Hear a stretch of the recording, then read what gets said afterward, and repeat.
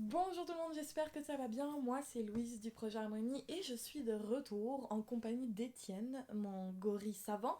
Et aujourd'hui j'ai décidé aussi d'inviter Alphonse, mon tigre de compagnie, qui a des ongles argentés. Et aujourd'hui j'ai décidé de vous partager à quoi ressemble ma maison de rêve. Donc on va commencer tout de suite et si bien sûr vous avez une maison de rêve, vous pourrez me dire à quoi elle ressemble et peut-être qu'elle ressemble un petit peu à la mienne. Grande respiration. J'ai une maison de rêve. Elle change tout le temps. Elle est complètement tordue et alambiquée et compliquée. Il y a des arbres qui poussent en plein milieu, des colombes dans le grenier, des requins dans la cave, il y a des bibliothèques à tous les étages, des toboggans qui passent par les fenêtres, des piscines de balles, des piscines de jello, des piscines d'eau fleurie et même de chocolat. Il y a des ciels de jour et des ciels de nuit.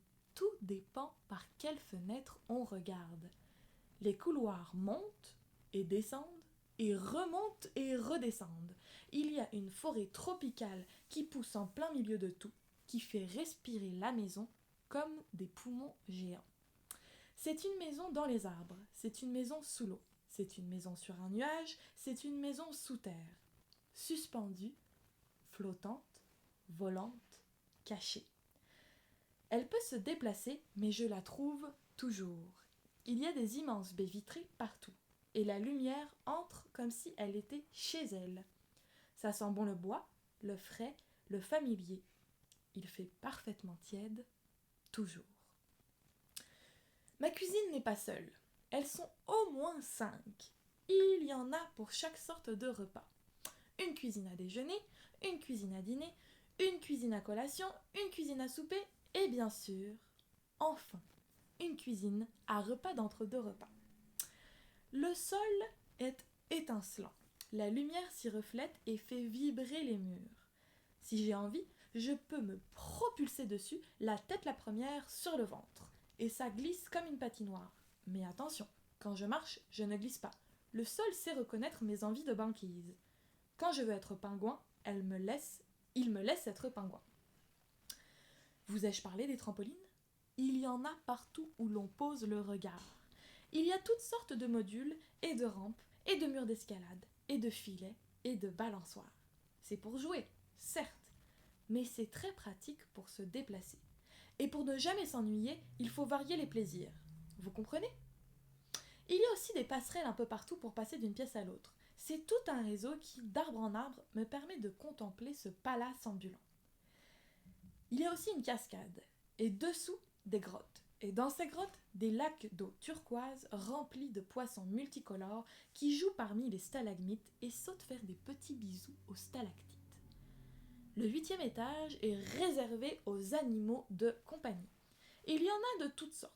Des girafes géantes, des pumas noirs, des cougars rigolos, des hamsters, des perruches, des éléphants, des orignaux, des wapitis tout doux, des autruches, des anacondas très polis, des antilopes blagueuses et des koalas qui cohabitent avec des paresseux. Et des loutres, bien sûr.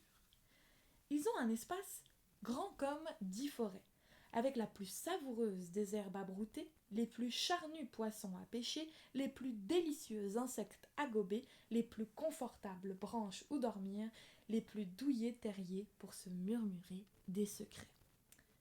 Il y a aussi une rivière qui part du sommet, au 42e étage, et qui va se jeter dans la mer 600 mètres plus bas. On peut s'y baigner et se laisser porter par le courant. C'est comme une glissade d'eau infinie. Quand je m'y glisse, j'ai le temps de chanter 2 fois 3 petits chats avant d'arriver en bas. Ma chambre a un plafond arrondi par lequel on peut toujours voir les étoiles. Elle est remplie d'arbres fruitiers. Il y a des lianes qui tombent du ciel et qui me permettent de me balancer et de faire des acrobaties. Il faut rester actif, vous comprenez ? Il y a un balcon qui fait tout le tour et quand je vais dessus, je peux voir jusqu'en Amazonie, jusqu'en Chine, jusqu'en Afrique du Sud. Et parfois, le soir, avant de dormir, je vais crier « Bonne nuit !» à toute la terre Et toute la terre me répond « Merci, faites beaux rêves !» Dans un coin de ma chambre, mais en fait il n'y a pas de coin parce qu'elle est ronde, il y a une cabane de couverture géante. Quand on rentre dedans, c'est un vrai labyrinthe. Il y a des étages et une tyrolienne. Il y a des centaines et des centaines de coussins poilus partout et des guirlandes de lumière multicolores. On peut y vivre des aventures, s'y raconter des secrets, se mettre en boule et pleurer, se tenir les côtes et rire aux éclats. Parlant de coussins, il y a une pièce entièrement faite en doux et en mou. On peut y trouver une plateforme sur laquelle je peux monter avec une échelle et de là, un plongeoir me permet de sauter dans un lac de mou et de doux. Je peux m'y enfoncer très profondément, au moins 50 mètres. Et j'y fais mes siestes. Et quand j'en ai marre, je crie « J'en ai marre !» et une corde vient me repêcher. Je passe toutes les nuits dans ma maison de rêve. Personne ne sait qu'elle existe, à part moi, toi et celle qui raconte cette histoire. Et toi, as-tu une maison de rêve ? Elle ressemble à quoi ? Et donc c'est la fin de mon histoire. J'espère que ça vous a plu et on se retrouve la semaine prochaine pour d'autres histoires. À bientôt!